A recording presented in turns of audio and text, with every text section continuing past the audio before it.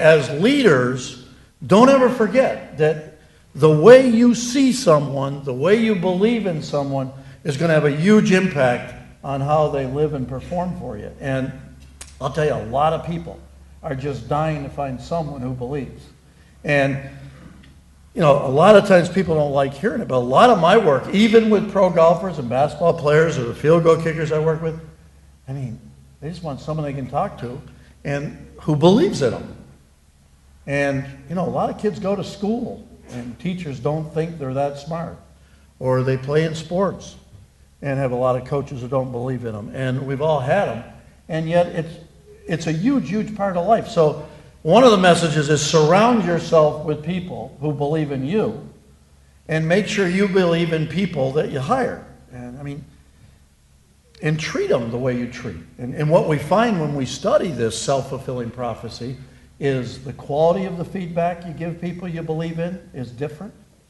The quantity of the feedback, the emotions that you use when you're talking to people that you believe in is different.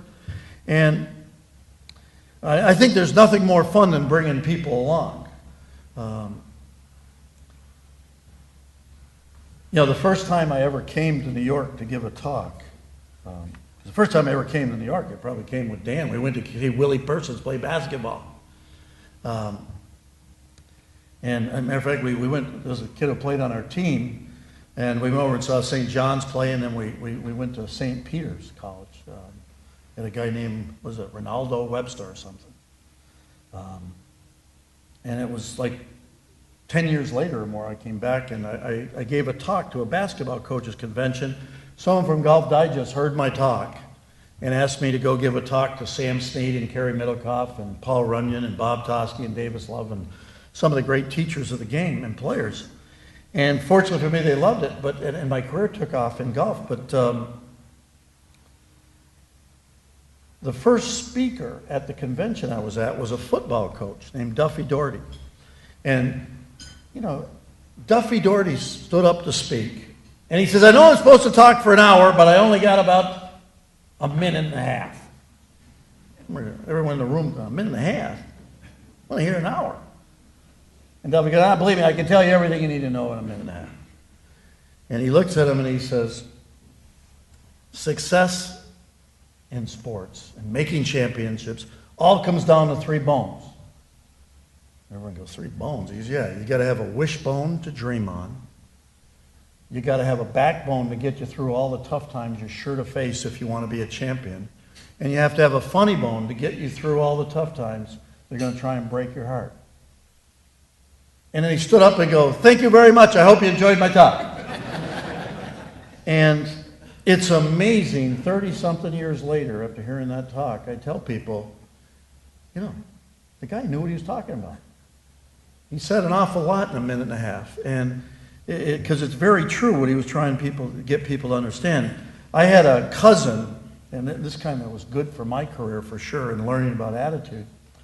I had a cousin named Sal Soma who coached at Newdorf High School in Staten Island, New York. The field to this day is named after him. And from about the age of 6 or 7, every time he would come to Vermont to visit, he would talk about himself and his best friend, a guy who later became known as Vince Lombardi. But at the time, Vince Lombardi was the high school coach at St. Cecilia's High School in New Jersey, where he taught physics and chemistry and coached football for 17 years. Most people don't know it, but the only head coaching job Lombardi had other than St. Cecilia's was the Green Bay Packers until the last 4 months of his life, where he was with the Redskins for 4 months. But he went from St. Cecilia's, he had a couple other assistant jobs. But I started hearing about him when he was 7, when I was 7. And no one else in the family was interested, but I loved sports and I couldn't get enough of my cousin. And so I'd be the only one sitting there listening, and I just loved it. Now, 20 years later, Lombardi wins the Super Bowl, and I find out that was the same guy my cousin was talking about. But, you know, Lombardi understood excellence. I mean, he basically, you know, that line we've all heard about for years, winning isn't everything, it's the only thing. My cousin said, you know, I asked Lombardi about that line. And Lombardi's answer was, integrate another human being based on whether they won or lost a football game. He said, when I said winning isn't everything, it's the only thing, I meant making the effort to win. I meant preparing to win. I meant believing you could win and being committed to being the best. He says, as a result, many times we'd play our best and lose to a better team, and I'd be the first one in the locker room to pat my players on the back. And he said, other times we didn't give it our best and we lost, and I'd be the first one to kick them in the butt. But he said, that's what I was about. And I think that's what's kind of neat if you really study Lombardi's stuff. But I think to this day, the neatest thing I've ever heard about Vince Lombardi was when in his autobiography, his secretary for the Green Bay Packers says he walks in the first week, and they had just had a terrible losing history the previous 3 years. He's fortunate, and he's got Bart Starr, whose dad was in the military, as his quarterback. So he's going to buy into his discipline. And he goes and gives the team a talk for about 40 minutes about winning the Super Bowl and being great and committing excellence. And he walks back through the secretary's office, into his office, closes the door, and the secretary walks in to see if he wants something to eat or drink. And Lombardi's hands are in his face. And she's like, God, Coach, are you okay? And he looks up, and he's got tears in his eyes.